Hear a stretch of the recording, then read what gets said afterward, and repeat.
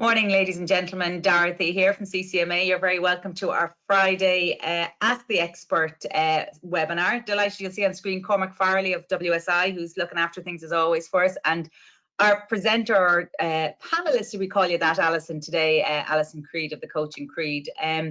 So as always, we're going to give everybody a couple of minutes to log in, and I think we've a great topic this morning as we go into lockdown phase 2 for everybody, which is leading your virtual team, fostering fun. And we really do want to make this as interactive as possible. So I know Alison, during the course of our presentation, will have a couple of questions, and hopefully you can put your responses in the chat section or in the questions section to the right hand side. You'll see there in the little panel.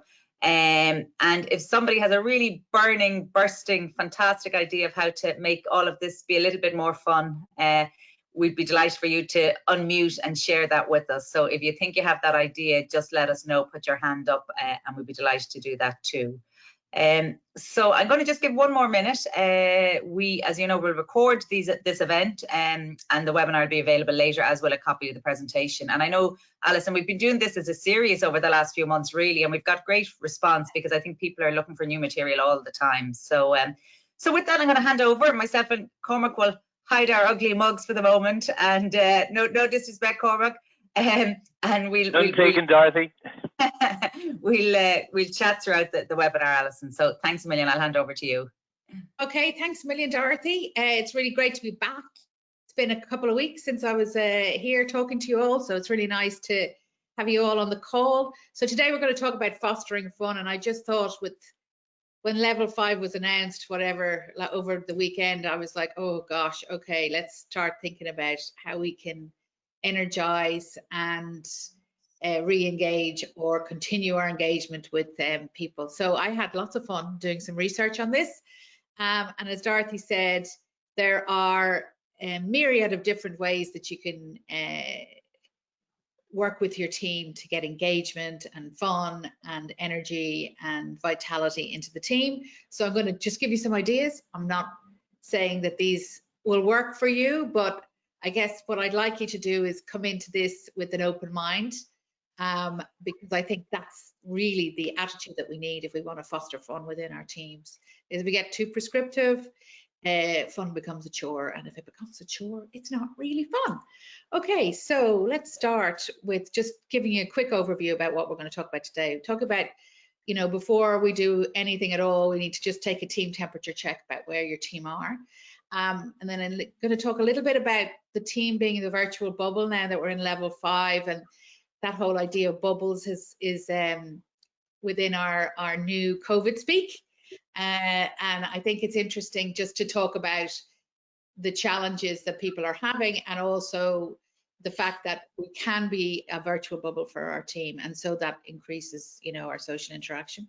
Let's take a little bit of a look at the research. There's tons of research out there, and I would challenge you all to literally just put in fun at work, or, you know, supporting fun at work, or having fun at work, or whatever, into your search, whichever engine you use, and lots of different information will come up. Some wacky and weird, somewhere there are actually some companies out there that make fun 100% their sort of cultural goal, and there's some good stuff to be taken from there. There's one which is a bank in the US, which literally they call themselves the Motley Fool, and fun is 100% part of who they are. And then we look at what works and why, and some practical tips. The whole way through, I will basically give you some tips along the way, and I'd ask you all just to take one thing out of this and try it on Monday. Okay, so please put your, I'm going to ask you some questions, so put your answers in, and it's not the message box, it's actually the chat box. I always get that wrong. And also, if you've got any questions, ideas, feedback, please put them in the chat box, and Dorothy will feed them back to me, so thank you. Okay, so let's look at what you're going to do, a team temperature check. So let's start off, and this is for you and within your team and as a team leader or manager. So maybe just take a minute and rate your team fun quotient. So how much fun are you having within the team? And if you rate yourselves 1 to 10, 10 being the highest, look, this is just your gut reaction about where you think you are. So if you can do that now, that'd be great. Okay, let's go on to the second question. What's the most fun you and or your team have had in the last week? Is it week or longer? I think it's week. And if you haven't had any, you can just put down none.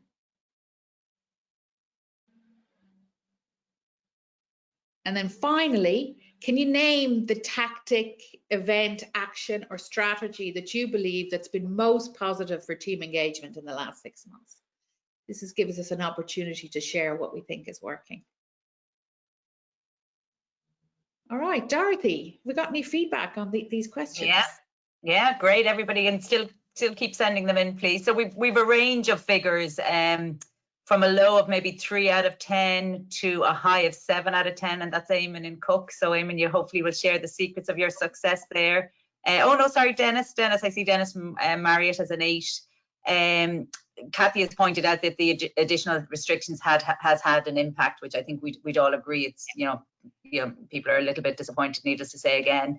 Emma has shared, she said, probably a virtual Diet Coke break where we chat generally. We also talked about Netflix picks. It's a great idea. And Dennis said he's done a lot of calls, which is great. Kathy was saying setting up remote video and seeing everyone again, and Emma making a room for laugh in most team meetings. And actually, I'd share one with you because, Alison, we've been privileged to do the judging this week for Advisor of the Year. So I know for quite a few people on the call, it's some of their colleagues that have been involved in that. And myself and the other judge, the normal questions we ask are, what's the role, what's the challenges? And we said, we're going to ask one fun question. Asked at the end of each one, if they were to win the award, who would they like to present the award to them?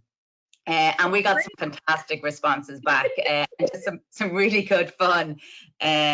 So hopefully, for some people, we might be able to grant their wishes. We're not sure. Some of them were, were people who were abroad, like Judge Judy was one of them, and we were sort of saying, don't think we'll get that one, but you never know.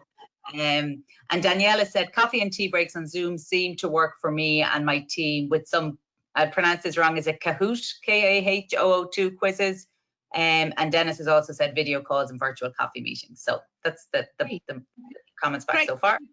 There's loads of ideas there, and it is interesting that the fun quotient is different for different teams. And this is where it's important to do this temperature check. You can do this with your team. You don't have to use these questions, but it's great to ask some questions about where they are in terms of fun, and I'm also going to just talk about the other things that you can check with your team, and maybe do this first and then ask the questions about what's working, and ask them to bring ideas, because we're all talking about this. We're talking about our friends and our family, and we're listening to what's happening. I love that, Dorothy, about adding a fun question to everything. And I think that's something we can all take, if we're doing an interview with someone, or if somebody's presenting. So hopefully someone will ask me a fun question later on. So this is just a team temperature check. And as somebody said, these level 5 restrictions are really bearing down quite hard on some people. Others are been through it before, perfectly, comfortable, glad that it's happening. So, what are your team's emotional state individually? It's important to know this individually. Like, where are you in terms of work? Is the team overwhelmed? Is it normal? For quite a lot of teams, counterintuitively, maybe there's less work, and that can create its own stresses. So where are you with your volume of work? Because it's important that if the people are overwhelmed, that whatever you do for fun is something that's easy, and that doesn't expect a lot more from people. So where are they working? Some of you will have people who are in the office. Some will have people working from home.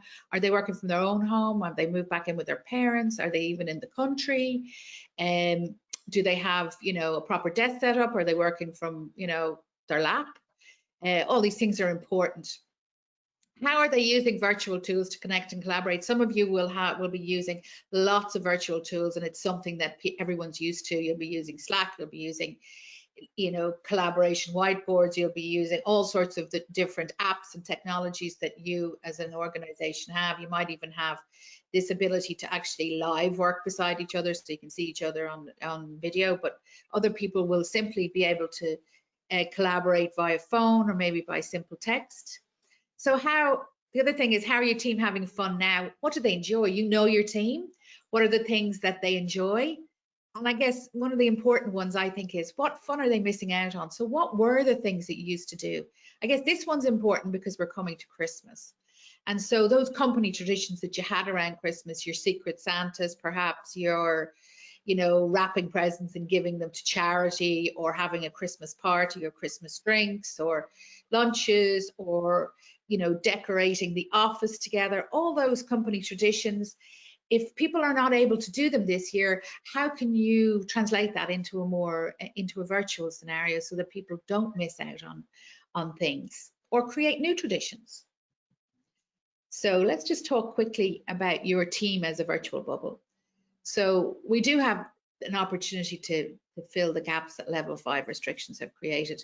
We need to be aware in particular of people within our team who perhaps are on their own, or they may be, as I said, living back at home and not within, you know, nowhere near any friends that they can catch up with within a 5K radius. So good, some interesting things, and I think, you know, people have already shared some of this, is within your daily chats, maybe include something about sharing how we feel, but it doesn't have to be in a really heavy way. It could be just people, you know, put up an emoji on how they're feeling, or you could have people just say what they're grateful for this morning, and what they're grateful for maybe something incredibly, you know, simple, like, you know, their dog sitting beside them, or that it's not raining. And they could tell a joke, or you could basically go a very simple one, which is, I'm feeling X today, but just one word. Another one that people are doing is buddying up. So I think this is a good one, especially if you've got people within the team who don't necessarily know each other, but also if you've got new hires. Buddy people up so that they have together, they have a coffee every day, or they might do lunch once a week, or they might do games together, or anything together. And that this buddying up, you could do it randomly, you could do it, you know, very focused, in the sense of, you know, you might have people who do the same thing or do different things. It's up to you and your team. So the other thing is sharing our bubbles. So sometimes I've seen loads of great stuff where people are doing photos and or photo competitions, like things like my desk, my dog, you know, the best view, the worst view, all sorts of different photo comps, which are quite fun. Another one is playing Snap. So if people put something up, I love this one personally. They can put a picture up of something in their house, and then, you know, you snap if you can find something the same. The other thing that is quite good is, and this is something that people do in, you know, lean meetings, in huddles, sharing your challenges. So, you know, at the beginning, say, today I need help with, and then also saying, and today I can help with. So it's about this whole sharing, both challenges and solutions. I also heard a great thing yesterday, which I'm going to share with you, and it's and somebody from the team and from Sun Life will probably already know this, which is information storming, which is where if somebody within the team have a question that they can't answer, instead of just asking one person, they put it up on your virtual messaging, so they ask everyone. So whoever has the answer, it's much quicker to get the answer for the client or for the individual. So my tip here is start daily huddles with a fun check-in. It could be one word, descriptor, a joke, a GIF, and share the responsibility for this in terms of what it'll be. Maybe, you know, change it every week, and, you know, share the responsibility in the sense of ask someone in the team to say what it'll be this week. And Alison, just to pitch in there, Kathy has mentioned that from AIB that buddying up works well for them, and they're buddying up a remote advisor with someone in the office. I know AIB have people in the offices, obviously following all the restrictions. So as she was saying, as opposed to two remote supervisors being buddied up together, somebody that is going into the office and somebody who's working from home. And Eamon has mentioned that they've set up a fun events team, which is a great idea. And I mentioned Kahoot, which I don't know at all, so I better put it on my Christmas wish list, this Kahoot. I don't know it at all, but that's a couple of people who seem to be using that. Yeah, I love the idea of a fun events team, and you know, it might be within a sub team or a subgroup within your team, or it could be engaging with your HR training, you know, culture areas, and seeing if they can put some resources behind it. So yeah, I love those ideas. I love the buddying up with someone who's in the office. I actually think that's really good, because it's important that the people who are in the office are aware of what it's like to be working virtually, and vice versa. I think that's a really good idea. Okay, so the science of fun. I have references here if people want it, but as I said, there's loads of research out there now, and a lot of the research shows a very positive impact of fun, and the impacts can be reduced loneliness, reduced stress, increased creativity, increased energy. That's basically for the individual. Probably less directly is the task performance, but job satisfaction is very highly collated with people who are enjoying and having fun in the workplace. And within the team, it builds the relationships. The big correlation here is that if people have fun together, they tend to help each other more proactively, and obviously it can foster a positive atmosphere. With the wider team, which is the wider team within the organization, it increases our belonging to the organization. It also shows, if some resources are put behind it, it shows an understanding and commitment to people and fosters trust for the organization. And within the wider community, it can increase altruism, openness, and trust.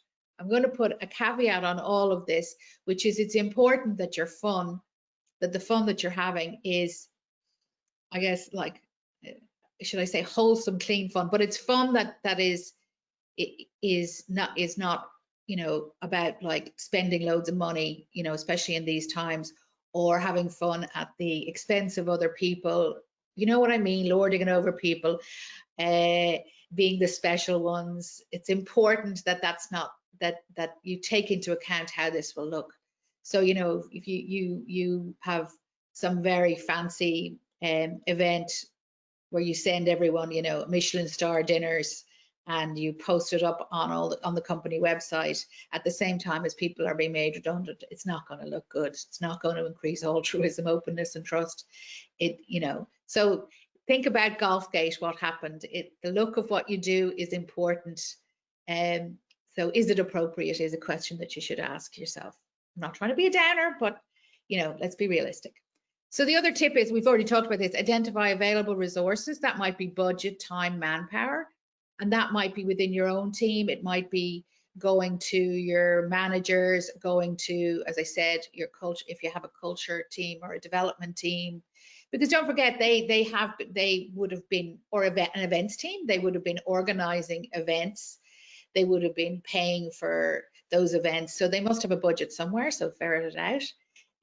So what's the company saving money on at the moment, if everybody's not in the office, and can you persuade people to spend that on doing stuff for people? Okay, and or else look at your own budget, and you may have some wiggle room in your own budget. And then time, you know, it's important that we can get people to volunteer, and we can volunteer ourselves to do this, but, you know, if you're organizing something large, you know, you need to actually have the time to do it. And the other thing is leverage what others are doing in the company. So have a chat with your peers. What are you guys doing? What else is being done? You know, use the company network that you have to find out. Okay, science of fun. An important one here is that, now this is generalization, okay? So I'm not saying every baby boomer or every Gen Z feels like that, but in general, there is a different attitude to fun based on people's sort of generational thing. And it's important just to note, like for baby boomers, a lot of it is, hey, listen, work is work. You know, I'll choose how to spend my own time. You know, they are definitely engaged by reward and recognition, and they also like competition. Gen Xers in general, we're all in this together. They prioritize work-life balance, And what's important to them is shared values and also recognition. In other words, say thank you. They like team building fun in general. Generation wise, the digital natives, they like participative fun, really comfortable with doing things online, virtually. They like to work and play together. They like ongoing programs. And for Gen Z, these are our youngsters. For them, the whole community is key. Their work is their social life in general. They like learning new things. They love doing things for charity, sustainability. So they like community building fun. So my tip here would be to test a variety of ideas and experiment as to what works. A really important one is to make voluntary participation mandatory. Don't be forcing people into doing anything. Everyone has a right to choose to work the way that they, or choose to engage whether they want to or not. And not only is it important not to make voluntary participation mandatory, but it's important to respect this, really respect this as an individual choice. So, there should be no downsides if people don't join in. In the end of the day, you're not paying them to have fun, you're paying them to do a job. So test stuff. You'll find things that work for different people. As I said, Alison, just to pitch in there, sorry.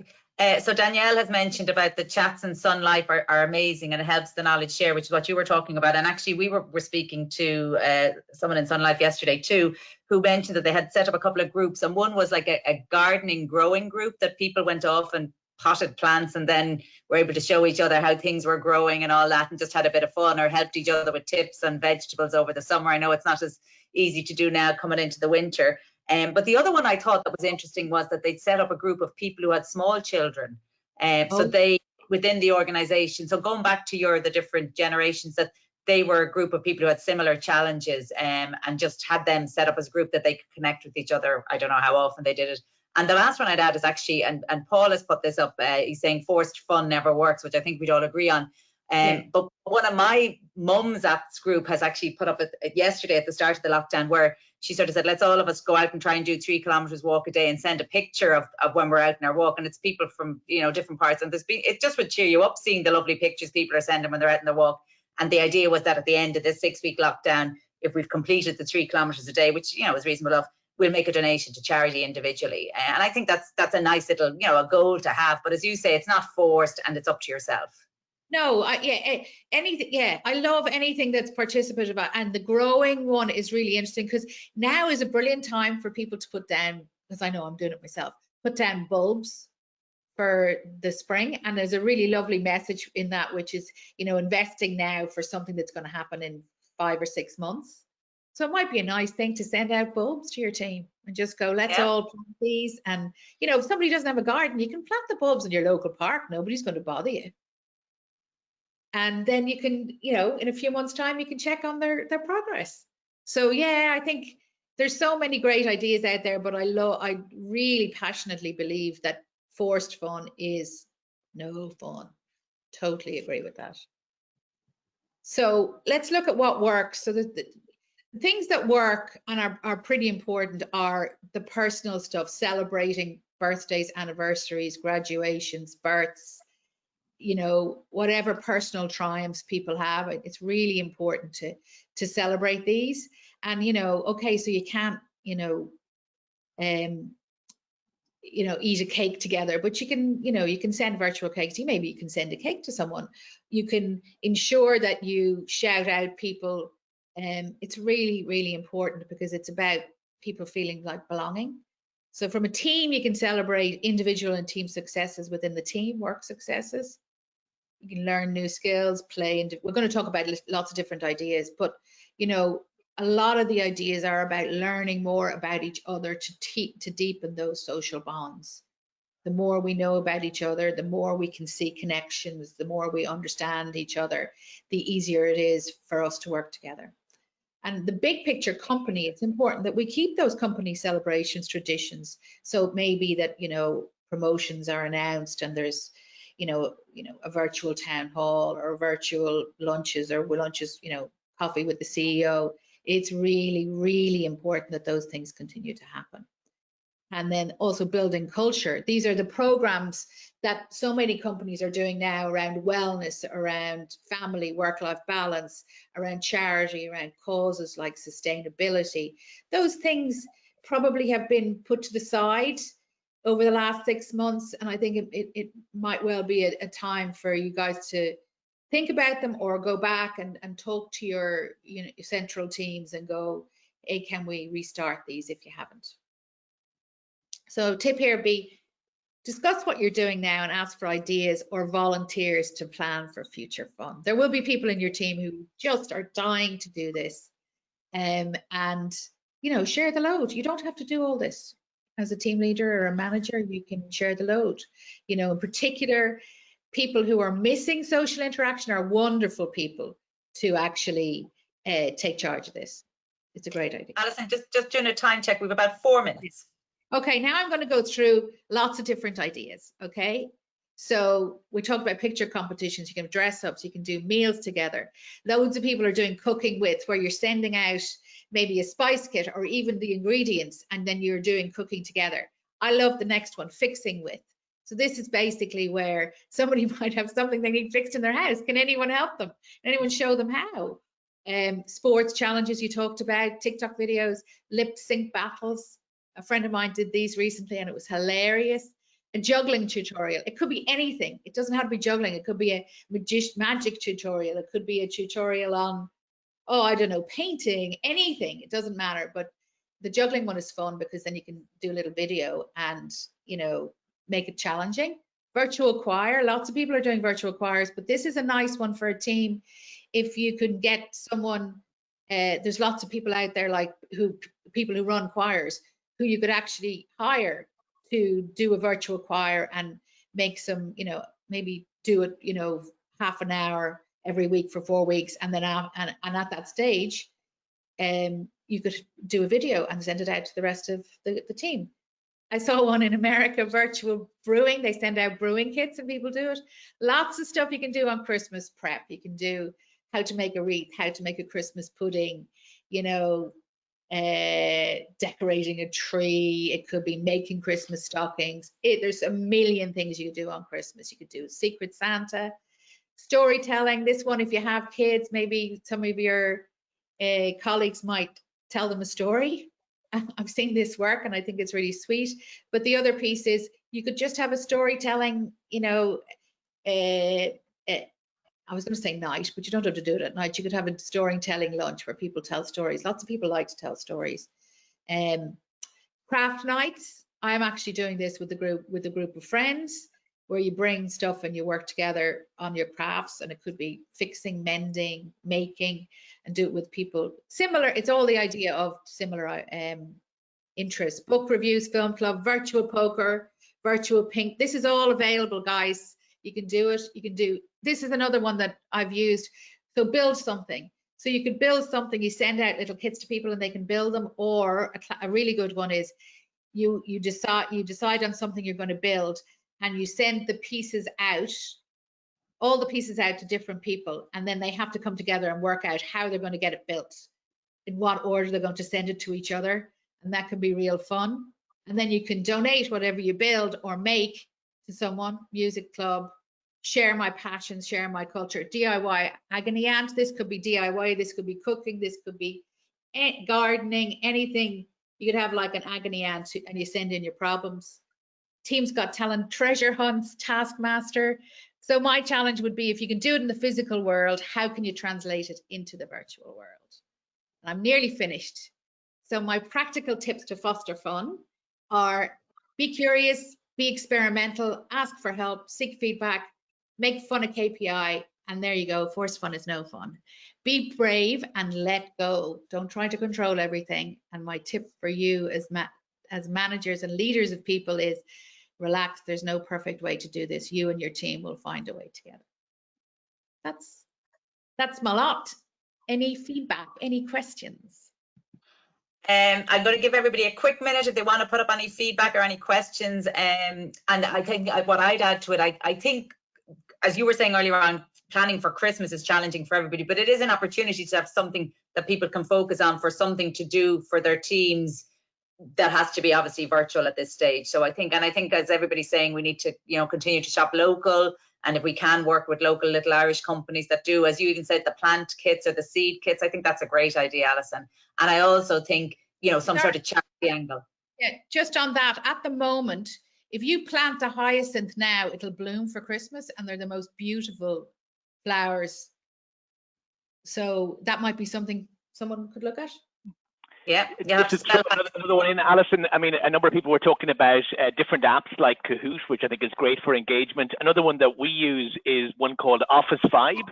So it's a nice way to kind of get the temperature, for a manager to get the temperature of the team, so they just get an easy way of kind of getting a sense as to, how people are feeling today. Is it good? Is it bad?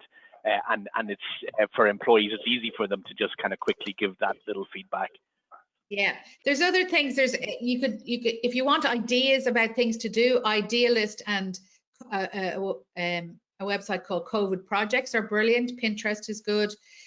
Just Google or search engine of your choice here.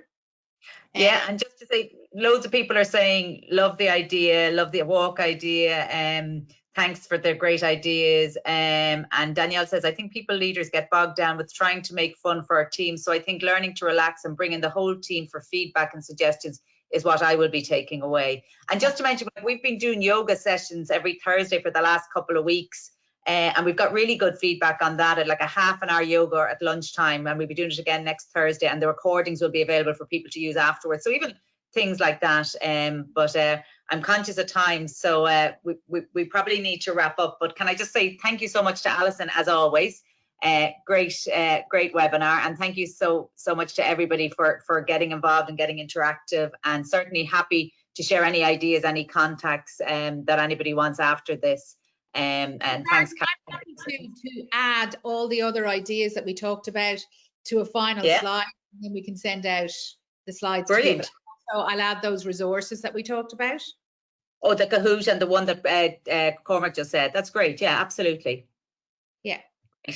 Brilliant. Okay. Well, listen, enjoy the bank holiday weekend. It's lovely and dry in Kildare, so hopefully it's lovely and dry where you are too, and you can get out and have a walk, or even a cup of coffee out in the backyard or wherever on the balcony. So thank you so much. Thanks, Alison. Thanks, Cormac. And we'll see you all soon. Take care. Okay, thanks everyone. Bye-bye. Bye-bye.